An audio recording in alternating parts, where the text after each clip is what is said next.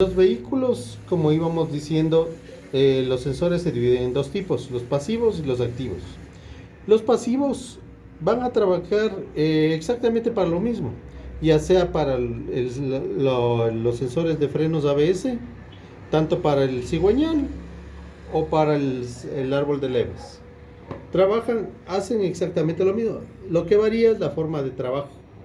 La forma de trabajo, como íbamos diciendo, en los sensores pasivos llamados inductivos, el momento que pasa el cigüeñal o pasa ¿cómo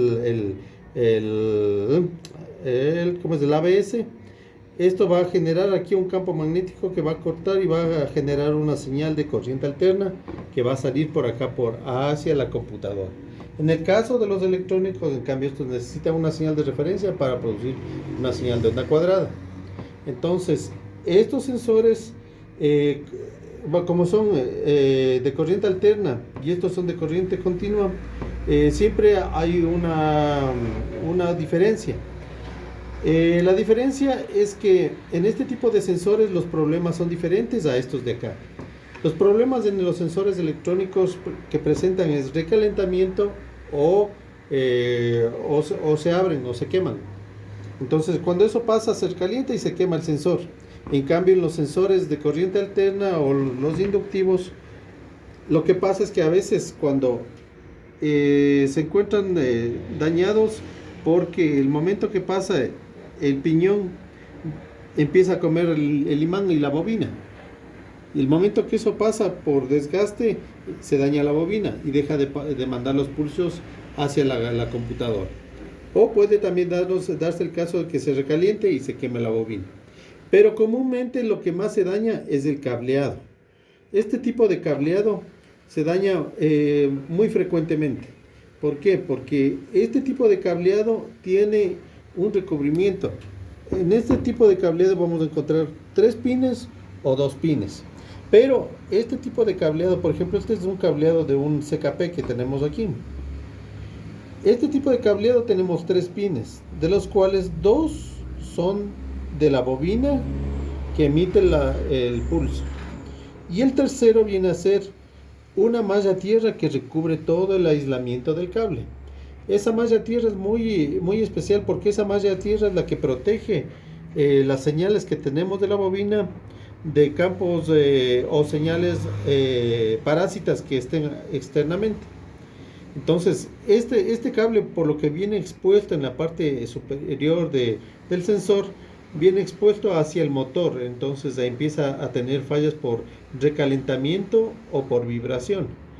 Cuando eso pasa, empieza el cable a churruscarse o a entorcharse y empieza a hacer cortocircuito.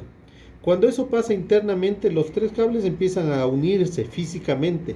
Y cuando eso sucede, aquí vamos a medir con un multímetro que todos los cables nos va a dar continuidad o se ponen en cortocircuito. Eso es fácil determinar que el sensor se encuentra en cortocircuito el cableado y no vale.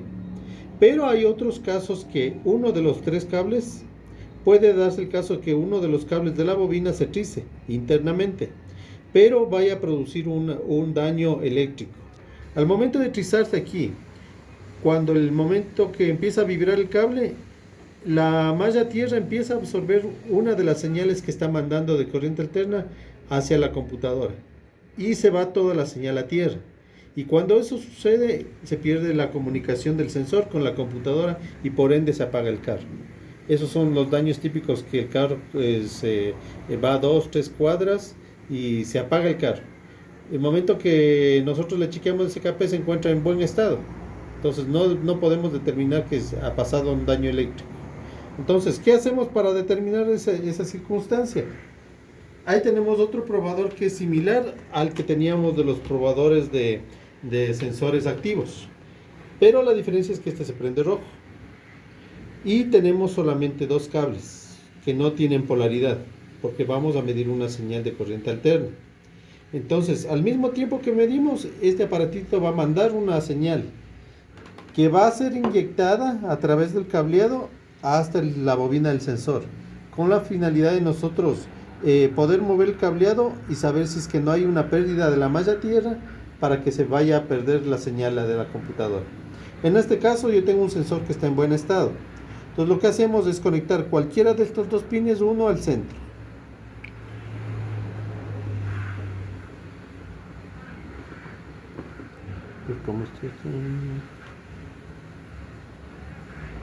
Ya. Y con el otro vamos a probar los otros dos pines. Uno de los dos pines tiene que darnos una señal, que es la señal de la bobina. Aquí está.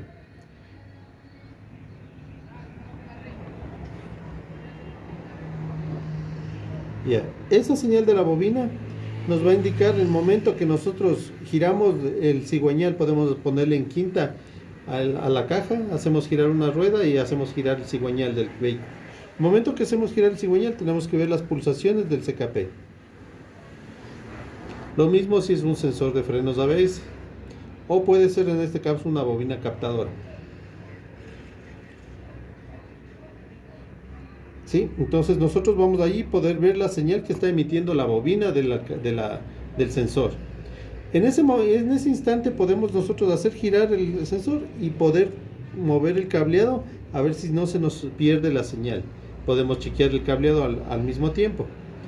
Y en el otro pin, cuando el sensor se encuentra en buen estado, este pin no tiene que marcarnos nada. El momento que hacemos girar el cigüeñal o movemos el cableado y el sensor se encuentra en buen estado, no tiene que darnos ninguna señal.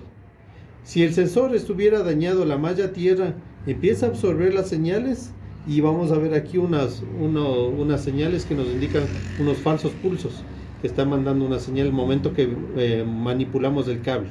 Entonces en ese momento sabemos que el cableado ya no vale y por ende el sensor ya está fallando. ¿Sí? En el caso de las bobinas captadoras igual. Conectamos los dos pines y vamos a ver, esta es esta bobina captadora. Hacemos girar y tenemos que ver cómo está funcionando.